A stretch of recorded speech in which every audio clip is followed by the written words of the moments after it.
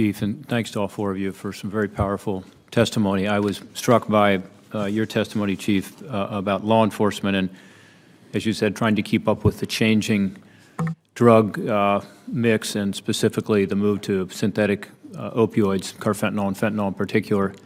And I'm thinking about how law enforcement approaches this. Now you have a situation where through the U.S. mail system, someone can, at their post office box that's designated, pick up fentanyl from China, use it as an individual, and there's no drug dealer for you to go after. Now, some of these individuals also become drug dealers, as you said, and yet it's a different situation than being able to go after the source because the source is coming in through the U.S. mail. And you talked about tools. Earlier, we were talking to law enforcement folks, and they said, CPB said they want the tool of being able to get advanced electronic data so they can identify these packages. And you also said you want to take this tool away from the traffickers, the tool of being able to ship this stuff into our communities through the mail system. So I guess I would ask you, given your experience and given your background in this and seeing what's going on, would it be helpful at a critical choke point like these international service centers we've talked about here today to be able to stop this poison, in part to be able to keep the volume down, to avoid the first responder fatigue you talked about, but in part to raise the cost, the risk to the trafficker of being caught, but also the cost of this by reducing the supply? Yes, Senator Portman, it would definitely help cutting off that supply. There is very little risk for the dealers right now. There's quite a bit of reward. And the problem with it coming through the mail is that it's not like in the 80s with the crack, where you had major gangs that were mostly pushing the crack cocaine. And once you identified the gang, you cut the head off the snake and the rest of it collapsed. Here it is everywhere with hundreds of dealers and not necessarily in a network or sourced in one area. So it makes it very difficult for enforcement. I do want to say, however, that I want to caution that we don't repeat history. In Ohio, we did a great job of shutting down pill mills and doctor shopping. And inadvertently, that created part of this epidemic when we had a segment of society that was left out there opiate dependent. And I want to be careful that we not just shut off the supply, which is an incredibly important part of this. It would give first responders that chance to breathe. But also, I want to make sure that while we're doing that we still have the resources on the back end. Because part of the problem we're facing with this epidemic is if you can get someone who's opiate addicted into treatment, often there's not that space available. Plus, there's discussion of medically assisted treatment, and the science shows that that's effective, but we need doctors and nurses along with that, and we need the facilities to go along with it. So not only is that choke point important, but we also need to work on the issue of having those people who are addicted get long-term care in order to reduce the demand, which my belief is once we reduce demand, then we'll reduce supply.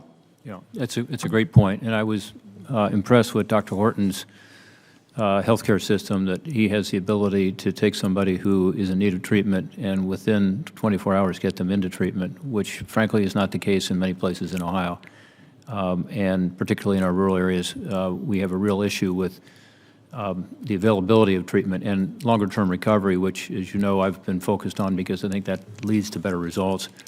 And I think the law enforcement system can lead to better results, too, by supporting our drug courts more, as we do. I know you're involved with that as well. Dr. Gilson, you talked about what you're facing, and specifically you talked about the forensic pathologists being just overwhelmed. You know, I talked a little about this prior to the hearing as well. One thing you said to me was that at a death scene where someone had overdosed from fentanyl, your people sometimes find a package, literally a package from China at the death scene. And again, I think this is just an extraordinary change from, you know, what you were used to with cocaine, or for that matter, with heroin coming overland and being sold at the street corner in Cleveland, Ohio. I was struck by that. Can you talk to us for a second about what you see happening? I think, as I told you earlier, you have the best data, at least in Ohio, and for 2016, unfortunately, you were pretty accurate that there'd be an increase. The number of deaths from fentanyl was 399, as I recall, almost 400.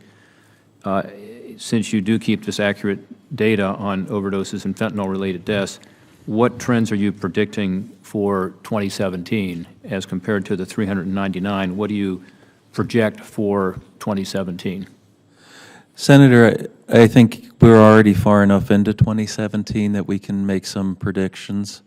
One is that the crisis is going to get worse. We're projecting an increase from 660 total deaths up to close to 800. I think most of that, again, is going to be driven by fentanyl. And I think the other thing that everybody in the room should be incredibly concerned about is what is going to be the impact of the analogs of fentanyl. We had 54 deaths in 2016 related to carfentanil just in my jurisdiction. Since the beginning of 2016, we've identified at least 16 to 17 different analogs of fentanyl. And many of these, like carfentanil and 3-methylfentanyl, are far more potent than fentanyl. And fentanyl is already a bad drug. What concerns me is, at some point, if these drugs start to replace fentanyl in our community, these numbers will take off again. And to echo kind of what the chief said, we started with diverted prescription drug medication. And about 2011, what my office saw was a transition from prescription drugs, oxycodone, which appeared to plateau, and heroin took off dramatically.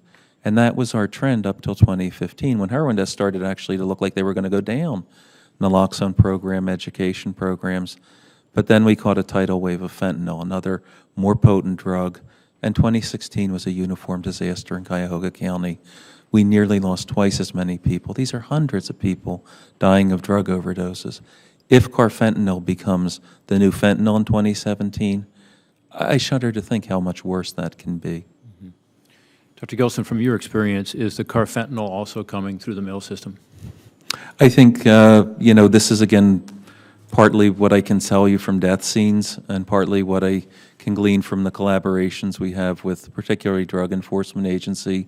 Yes, the answer to that, my investigators by happenstance will sometimes identify computer records, packaging that clearly show that these drugs are coming from overseas. And the concept that a lot of these drugs are coming from China is something that our DEA liaisons completely support. The idea, too, that one of the senators mentioned it earlier, maybe they come to this country and then get routed into Mexico, I think is also true, because in the heroin epidemic, the Mexican production went up dramatically to the point where they became the second largest heroin producer in the world. That distribution system is definitely in place, and I think fentanyl can follow the same distribution system. So I do think that these are drugs that are coming from overseas, primarily from China, and being sold in our country, really almost on a basis that could be considered an act of terrorism. Mm-hmm. Yeah. Well, that's an interesting comment, given what we said earlier about and what Mr. Botticelli said with regard to the DNI, the Director of National Intelligence, listing it this year for the first time ever, last month in his world assessment. He put synthetic opioids into a national security context.